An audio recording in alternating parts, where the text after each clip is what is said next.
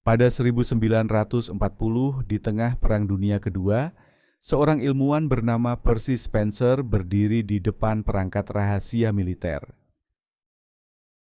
Perangkat itu bernama magnetron, jantung dari sistem radar baru Inggris.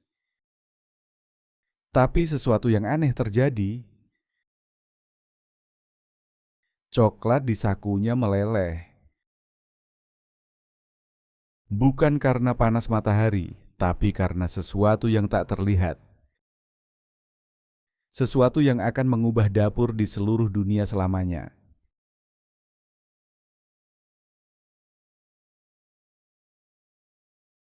Ini bukan kebetulan. Ini pola. Dari medan perang ke kehidupan sehari-hari, teknologi paling canggih yang dirancang untuk menghancurkan, justru akhirnya membangun. Selamat datang dalam perjalanan yang tidak biasa. Bagaimana perang diam-diam membentuk kedamaian kita.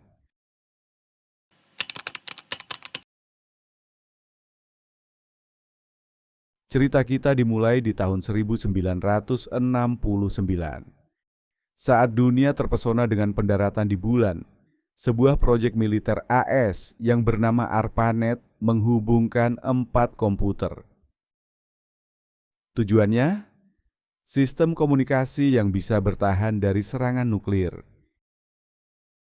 Jaringan ini dirancang tanpa pusat. Jika satu titik hancur, informasi akan mencari rute lain.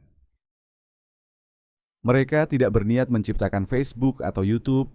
Mereka hanya ingin bertahan dari Perang Dunia Ketiga. Ironisnya, dari niat bertahan itulah lahir jaringan yang menghubungkan umat manusia. Tapi internet bukan satu-satunya. Di langit, konstelasi 24 satelit bernama GPS sengaja dibuat dengan sinyal teredam untuk musuh. Hanya militer Amerika Serikat yang bisa akurat sampai ke satuan meter. Sampai tahun 2000, ketika Presiden Clinton membuka akses penuhnya untuk sipil. Bayangkan dunia tanpa Google Maps, tanpa Gojek atau Grab yang tahu lokasi Anda tepat, tanpa pesan paket Anda tinggal 5 menit lagi. Itulah dunia sebelum teknologi militer ini turun ke tangan kita.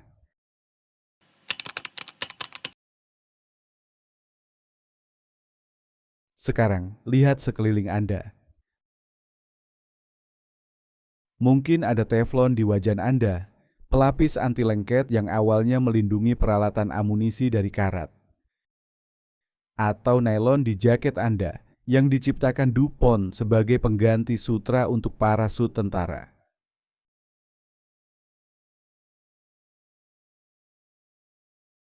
Ketika Perang Dunia Kedua berakhir, pabrik parasut harus bertahan. Mereka berpikir, material ini kuat, elastis. Bagaimana kalau dibuat kaos kaki? Lahirlah demam nylon stockings, sebuah demam konsumer yang dimulai dari parasut penerjun. Dan bagaimana dengan Kevlar? 5 kali lebih kuat dari baja, ringan dan fleksibel. Dibuat untuk rompi anti peluru. Tapi hari ini, ia melindungi tukang las, pengendara sepeda, dan bahkan kabel bawah laut. Inilah paradoks inovasi militer. Tekanan untuk bertahan hidup menciptakan material yang kemudian meningkatkan kualitas hidup sipil.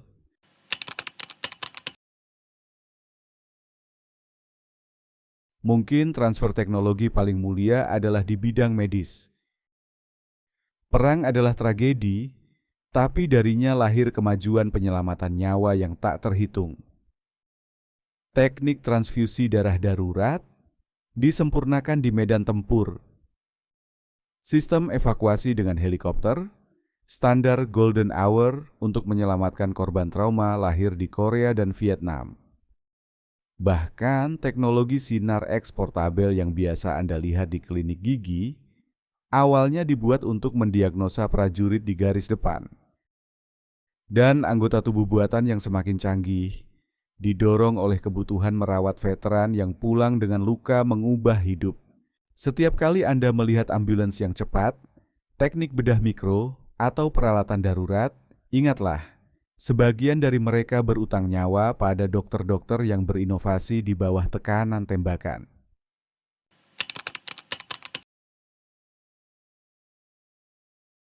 Lalu, bagaimana dengan teknologi militer hari ini yang akan menjadi kebutuhan kita besok?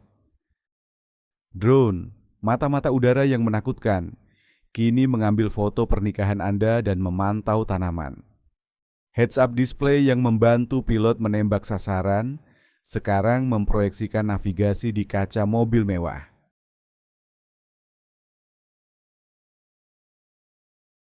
Dan kecerdasan buatan, artificial intelligence, yang digunakan untuk analisis intelijen, ia sedang mempelajari kebiasaan belanja Anda, membantu diagnosis penyakit, dan menyarankan film untuk Anda tonton.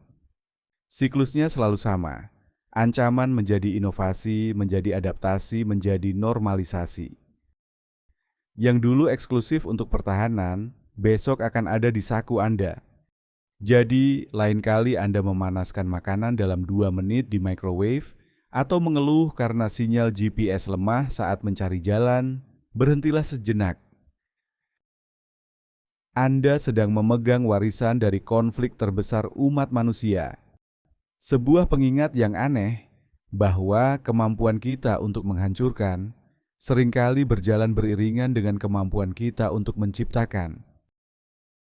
Teknologi itu netral. Radar bisa memandu bomber untuk menghancurkan kota atau memandu pesawat komersial membawa keluarga berkumpul.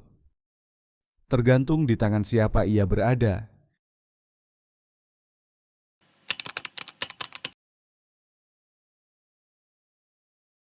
Dari magnetron yang melelehkan coklat, hingga jaringan yang menghubungkan kakek nenek dengan cucunya melalui layar.